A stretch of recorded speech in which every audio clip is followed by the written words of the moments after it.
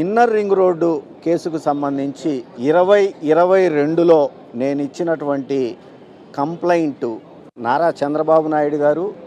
నారాయణ గారు, అప్పట్లో ఉన్నటువంటి మంత్రి గారు, అదేవిధంగా నారా లోకేష్ గారు, లింగంనేని రమేష్ గారు, అంజనీ కుమార్ గారు,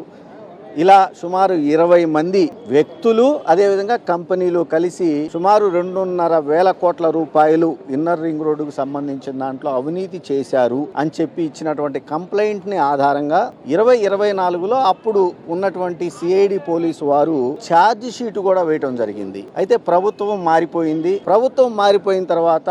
ప్రస్తుతం చంద్రబాబు నాయుడు గారు చాలా ఉత్తముడు. చంద్రబాబు నాయుడు గారితో పాటు మంత్రి నారాయణ గారు కానివ్వండి, నారా లోకేష్ గారు కానివ్వండి, చాలా అత్యంత నిజాయితీ పరులు.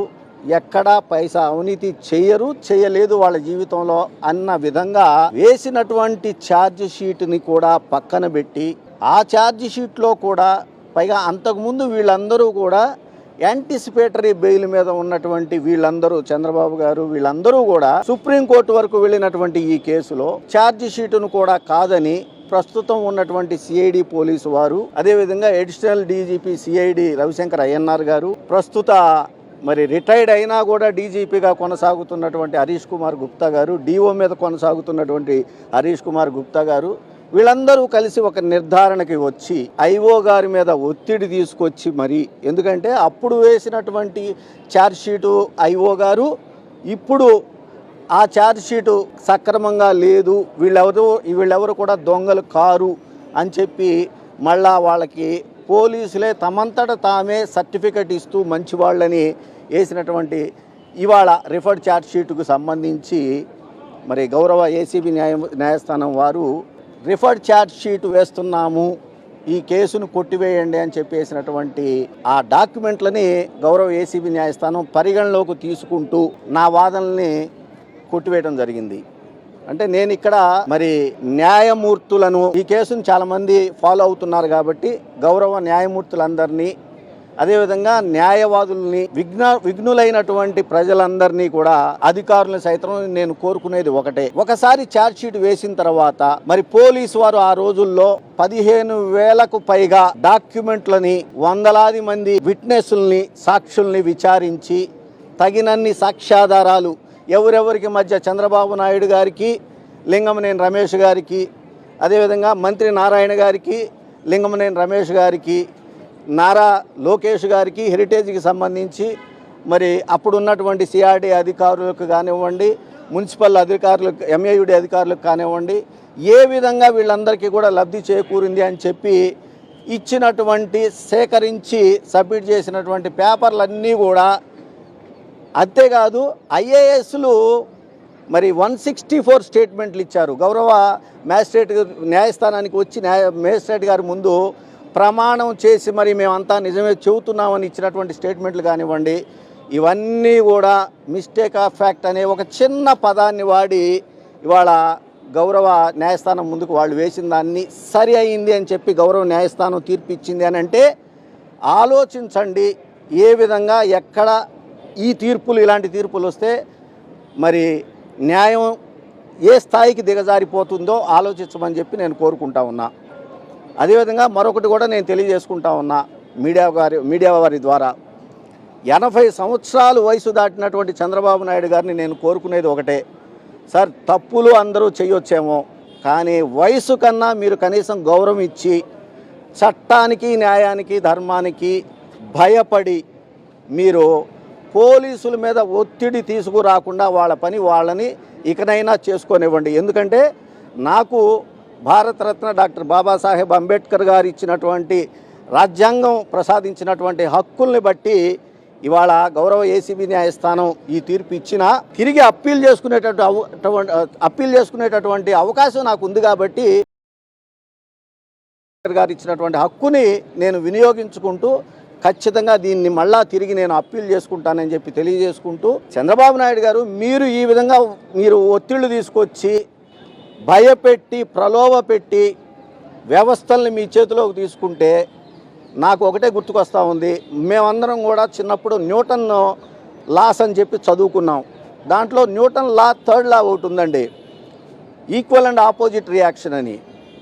రాబోయే రోజుల్లో ప్రజలు మీకు ఎలాంటి తీర్పిస్తారో లేదా భగవంతుడు ఎలాంటి తీర్పిస్తాడో నేను ఇప్పుడే చెప్పేస్తున్నాను. ఆపోజిట్ రియాక్షన్ ఈక్వల్ కాదండి, డబల్ రియాక్షన్ మాత్రం మీరు ఫేస్ చేస్తారు అని చెప్పి నేను ఖచ్చితంగా తెలియజేసుకుంటూ, అదేవిధంగా ఎంతోమంది పోలీసు అధికారులు ఎన్నో వ్యయ ప్రయాసలు కోర్చి ఎంతో శ్రమపడి ఇవాళ శ్రమ దినాలు